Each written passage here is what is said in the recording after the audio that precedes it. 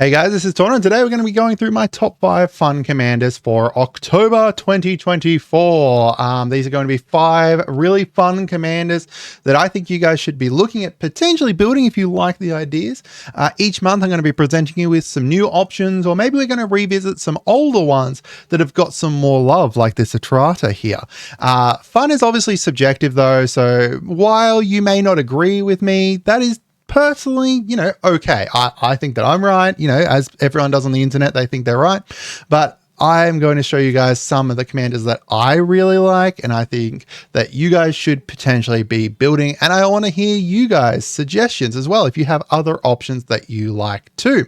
So we're going to start with Kona here. So Kona is from Duskmourn and can use many, many ways to be able to tap her down or keep her tapped to be able to cheat some big things out onto the field. So as long as during the second main phase she is tapped, you are going to be able to put a permanent card from your hand onto the battlefield. There is no limit to what this can be. It could be a huge Eldrazi. It could be an insane enchantment. You can use vehicles to tap her down. You could use, a drum leaf. You could use anything. There are so many different ways to be able to tap her and keep her tapped that you are going to be able to find some amazing, amazing ways to be able to do it. However, if you were struggling to, we actually just did a video on it. I think it's going to be released by the time this video comes out. It was released first to members, our YouTube members here. You can get a whole bunch of different benefits for being a YouTube member, including seeing these videos first. I wanted to kind of, support the people who support the channel. You get loyalty badges, emotes, members first videos, early access to videos, priority replies down in the comments. So I try and reply to everyone, members only polls, shout outs, all that kind of stuff. And you can see your name here. If you were to sign up on our homepage, you will see your name here under our members. Or you could go support us on Patreon as well, which I'll also be putting this video up on this current video. But there you can see our early deck techs and all that kind of stuff too, for as little as $10 per month.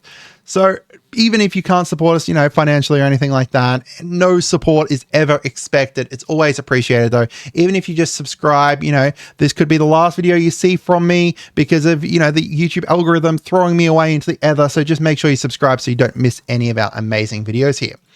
So some ways to be able to tap her, obviously, Relic of Legends and stuff like that, the ones that are tap a creature for getting a mana, or tap an untapped creature, that kind of thing, like Relic of Legends does. Or you could do something like Cement Shoes as well, where, you tap her and then she just stays tapped forever. This means that instead of needing to kind of, go around with your deck and kind of make it so you have repeatable ways to be able to tap her every turn, you could just tap her with something like this and then she just doesn't untap.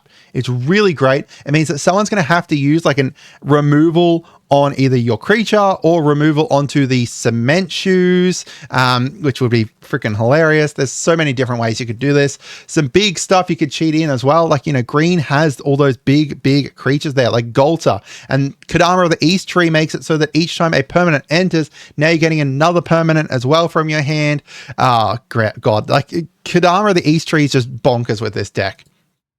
Next, we've got Felix 5 Boots from Outlaws of Thunder Junction. So he is going to double all of your combat damage triggers. This is like a pan-harmonicon, putting the harm in pan-harmonicon, basically. There's so many different ways you can build him as well, whether you want to go like with an equipment focus. There's a bunch of equipment with combat damage triggers. Ninjutsu, because, you got that unblocked hit guaranteed with Ninjutsu. Or, you got theft as well. Like, there's so many different ways that, like, when you deal damage to someone, steal the top card of their library and stuff. Or you could just go straight up damage too. Like, you've got a couple new ones as well within Duskmourn. So Unstoppable Slasher here. You're doubling this, which means you're going to be you're going to kill someone, right?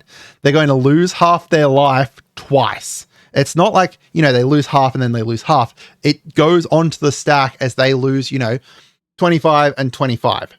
I believe. I may be wrong about that. I'm pretty sure if they had 25, so if they had 40 life, so let's say if they have 40 life, they get 2 triggers of losing 20 life and boom, they're dead. Crazy. You've got Enduring Curiosity and like all of those other, like, Bident and stuff like that to draw cards. You've got Orochi Soul Reaver here. It just, creates you treasures, steals a card from the top of their library as well. Power Fist, double, put that many +1/+1s on it. So you're going to deal damage, put that many +1s onto it, and then put that many +1s on again. Or you could even, like, if you double strike, right? If you have double strike stuff in here, so like a fire shrieker or something like that, then boom, now you're going to get this. Oh man, that's going to be crazy. You've got Changeling Outcast here, and because you can add in a bunch of ways to make it so you're not blocked. Like, so Changeling Outcast can't be blocked, so you can sneak it through. Same with, like, you know, there's a bunch of different ninjas and stuff like that that can't be blocked and everything. You've got like stuff like Old Gnawbone as well, other combat damage triggers. There's a lot of different ways you can take advantage of this to just create like a huge board from combat damage, which is a way people don't necessarily think about, you know, having a huge board, which is funny. We've got Atata, Deadly Fugitive. Now, I want to give a huge shout out to Rob from my LGS. He was playing this when I went there on Friday, and it made me fall in love. I love this Atata deck. So there is just a bunch of stuff kind of caked into this deck. So you've got obviously Assassin Tribal, right? Because that's how you're going to get your triggers. But then you got Theft on top of that, because you're cloaking the top cards of their library. You're also morphing and stuff like that in there too. There's lots going on that's going to be very, very fun. Now, the great thing about this is between Assassin's Creed and then Duskmourn, there is a heap of new play toys here, right? Like, you know, you've got a bunch of blue, Manifest, Dread stuff, etc. from Duskmourn. You've got like the black, you've got a whole bunch of black creatures and stuff from Assassin's Creed, Assassins, obviously. Huge amount of stuff. You've also got a built-in way to avoid those like bad morphs that you aren't able to flip, because it's, instead of it's just, you know, flip it, you could also flip it. If it's not a creature, it gets exiled, and then you can cast it for free, which means, you know, you've got a sorcery something face down, you can do that. It gets exiled, then you can play it for free. He used it on one of my board wipes, and it was because he used something to return it to the top of my deck and then dealt combat damage to me, cloaked it, and then he could flip it. It was what was it, Clever Concealment or something like that? No, it wasn't Clever Concealment. It was the board wipe that you can tap things down. Everybody lives. No, I can't remember it off the top of my head. Someone tell me down below. It's one of the Doctor Who ones. It was really annoying.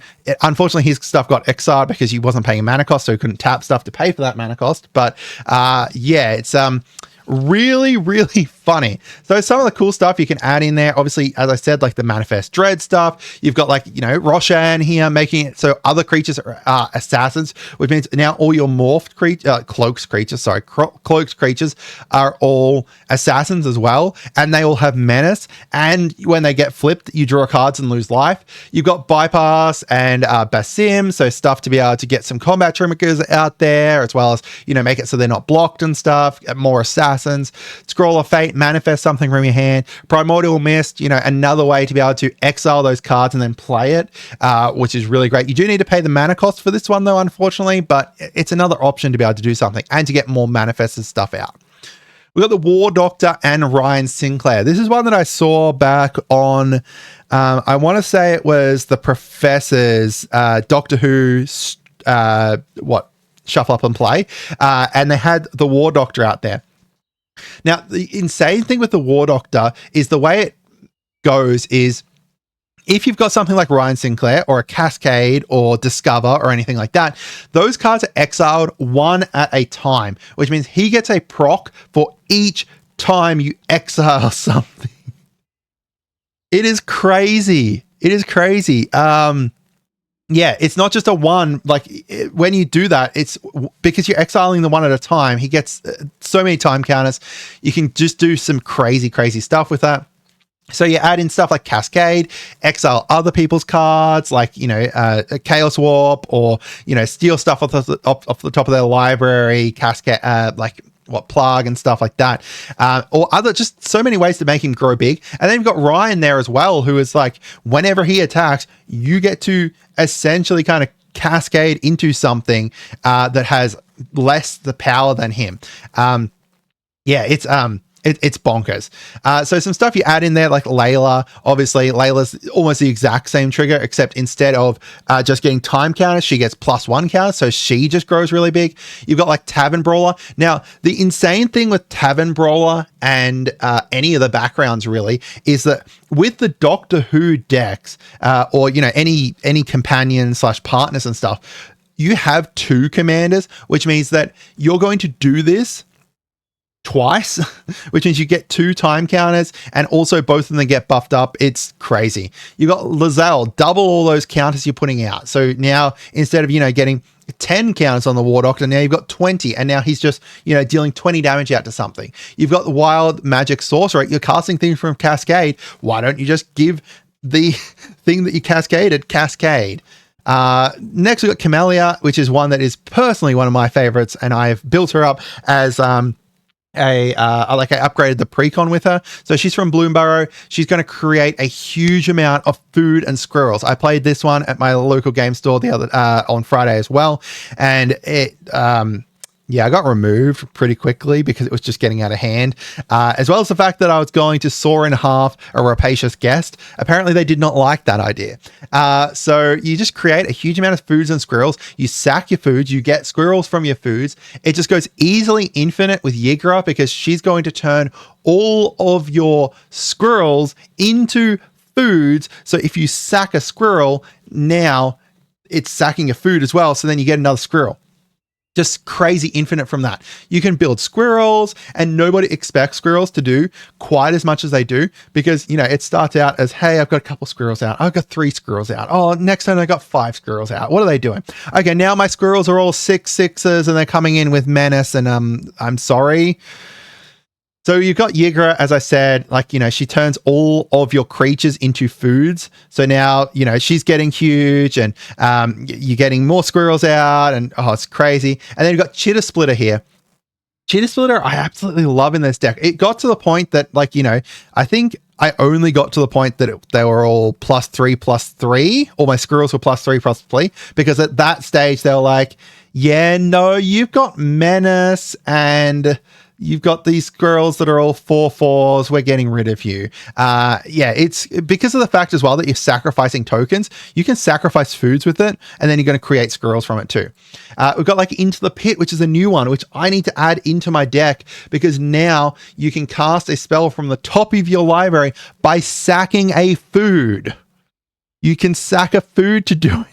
It's actually crazy. You've got Swarmyard Massacre, which is honestly one of the best removal spells that they've added in quite a while for what's